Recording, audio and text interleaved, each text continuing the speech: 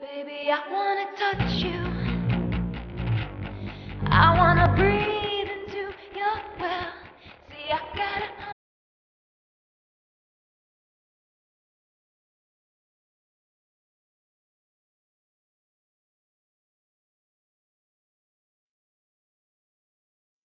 Dark Desires radio show and Sir Champa.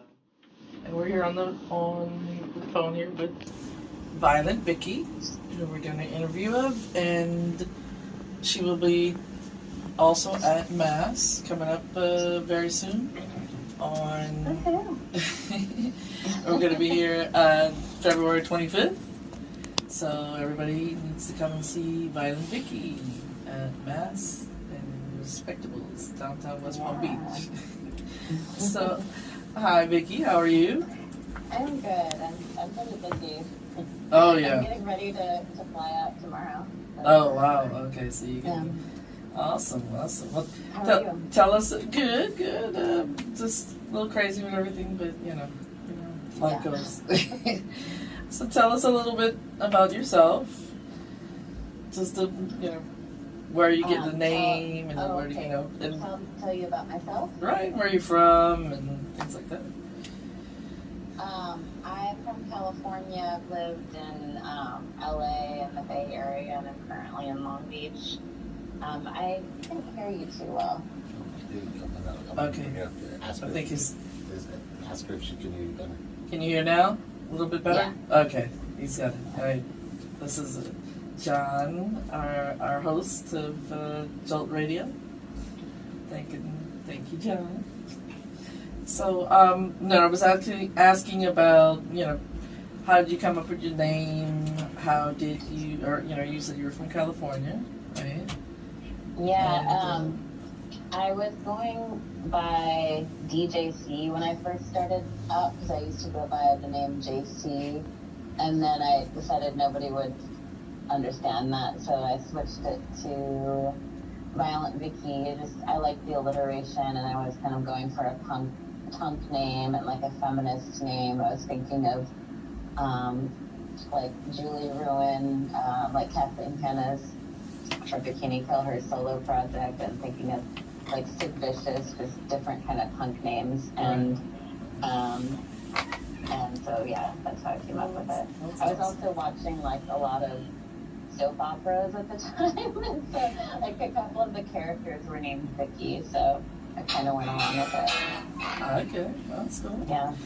And so, when did you start thinking about putting things together? You said you used the DJ before, or do you still do that as well? Well, it wasn't. I do DJ, but I actually called my project my own music. Initially, I called it DJC, but it wasn't a DJ thing. It was like my own music. But yeah, I still DJ. I started out. I had a club night called Pussy Whipped in Hollywood for a little while, and that's where I first started DJing, just using like iTunes or whatever, doing Monday night booking some band. I had some cool bands come, like Right. the Need, some of the members from the Need and stuff. Anyways, so I eventually kind of moved on to a CDJ, and now I use like DJ software and stuff. It's a lot easier. Right.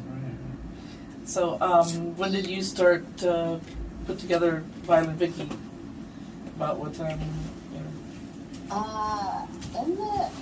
The DJC thing was like the early 2000s, so Violent Vickie was coming about like the early 2000s, mid 2000s, and it started out pretty like lo-fi at first. I was recording on a 4-track and stuff with a keyboard, and then I moved on to recording on an ADAT, like a digital thing where you put a SVHS tape in there. I had taken some electronic music classes where I learned about that, and then eventually I got into the software, but it took me like a really long time to figure it out.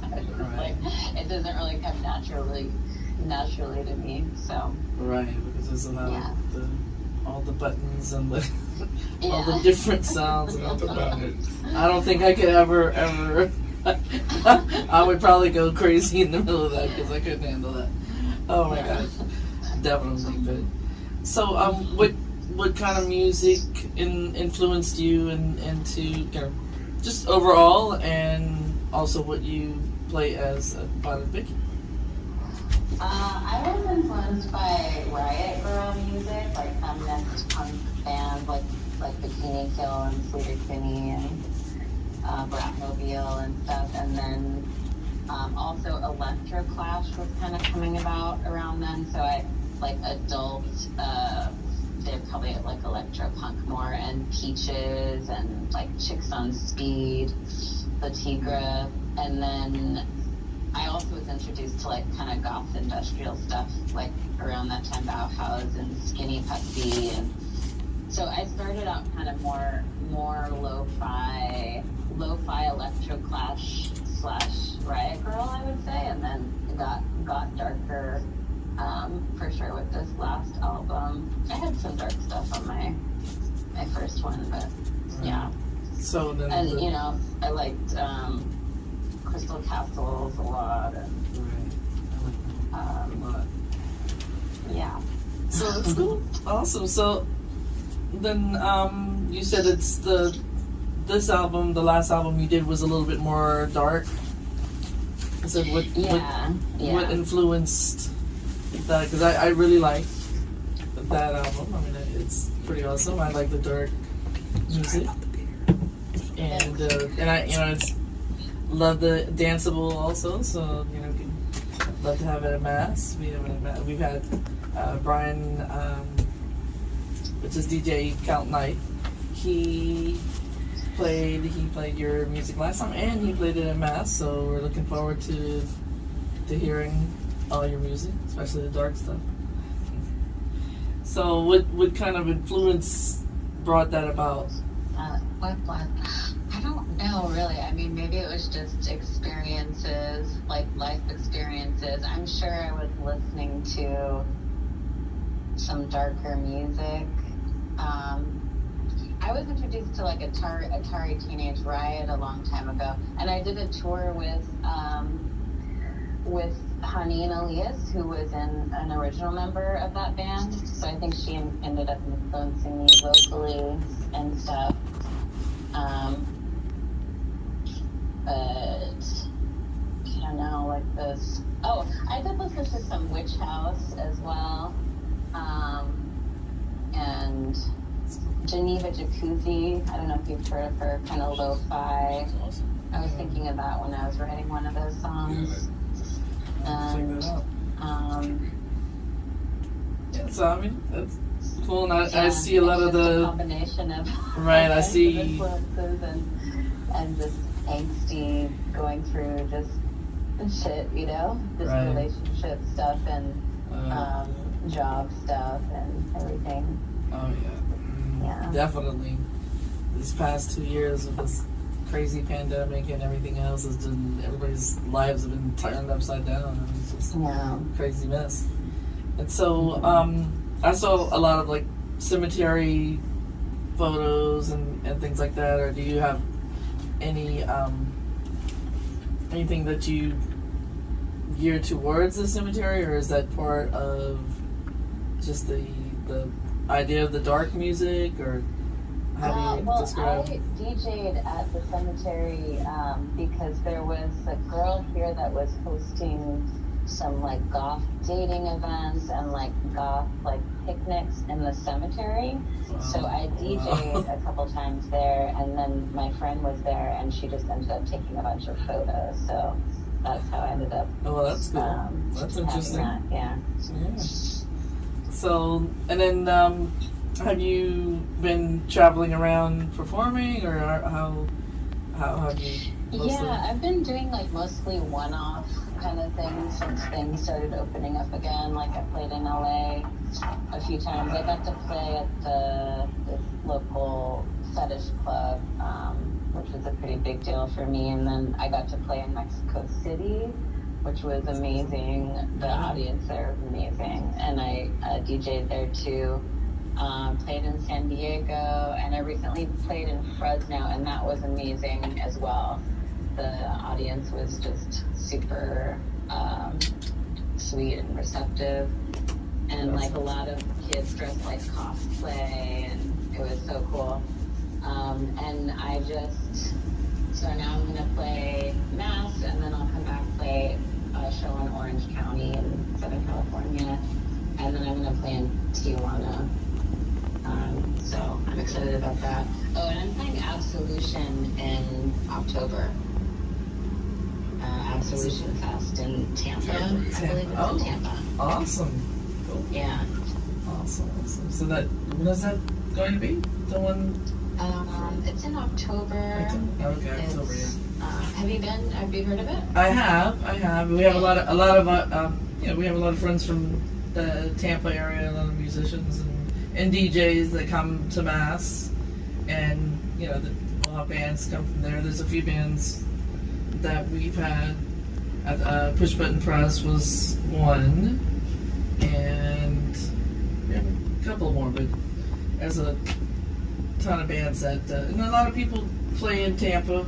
Sometimes it's tough to get people down this way. Yeah. But we have an awesome venue. Respectables is a great place to hang out. They've been there for like 32 years, so it's an awesome venue. And they just remodeled. They're doing a podcast item also inside. There's maybe even another radio show. I don't know. We'll see. I guess you gotta have respect for Respectables. Right. Yeah, I've been going there for years. That's all. Yeah, that's what Frank was saying. Let's make goth respectable. So that was his theme.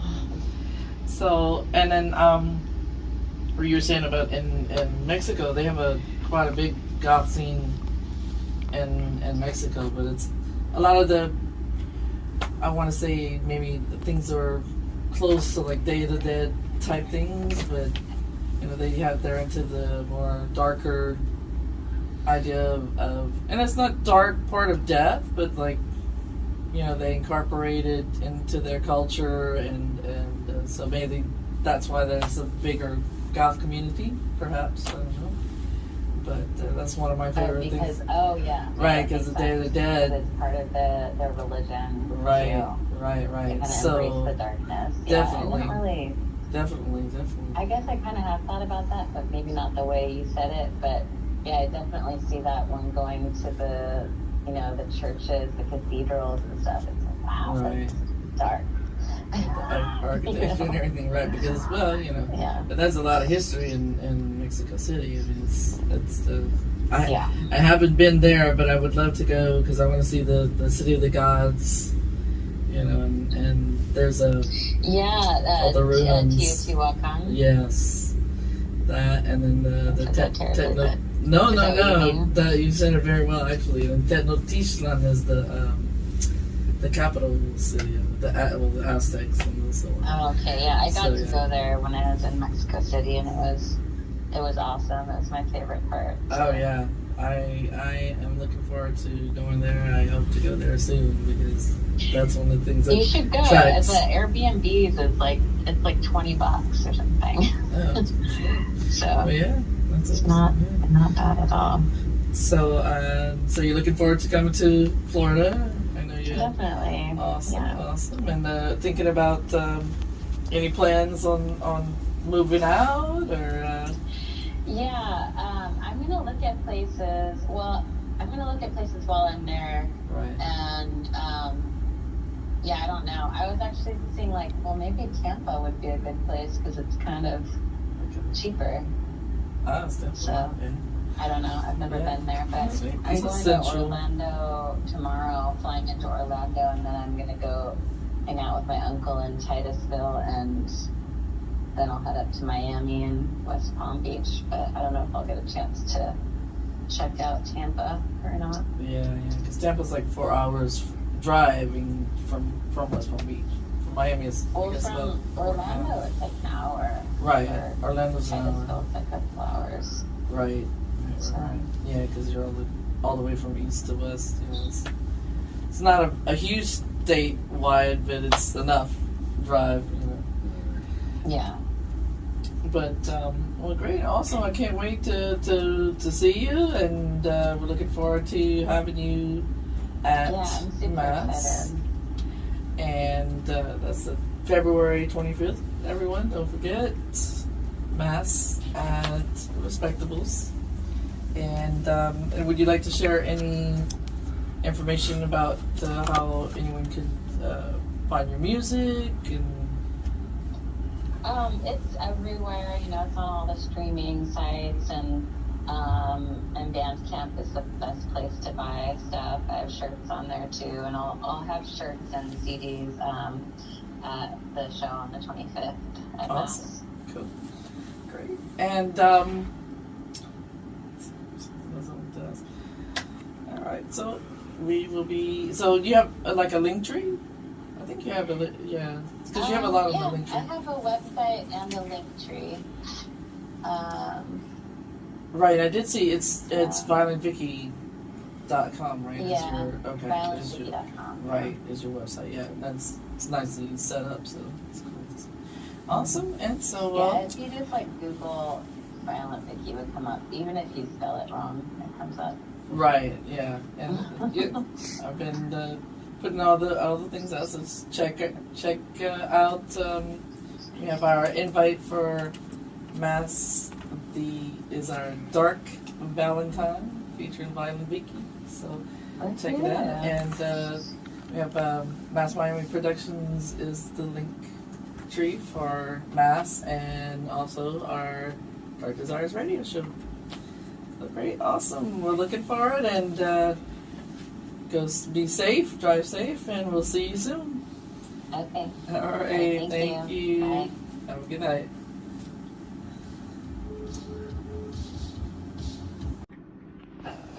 Floribate at Dark Desires radio show. I hope you guys loved our Sir Champa tonight. Played some very, very awesome music. And our interview with Violent Vickie. And just don't forget, you'll see Sir Champa and Violent Vickie plus DJ Heathen and DJ Count Knight at Respectables for Mass Dark Valentine. It's February 25th, don't forget. And our videos, you can check out our videos from our recent Mass and our promo videos on Viral Reality Reloaded. It's our wonderful video guy, Robert Williams. And please subscribe to Viral Reality Reloaded. And check out Mass and Dark Desires on our link tree at Mass Miami Productions. Alrighty. Thank you guys, and thank you for listening, and enjoy the darkness.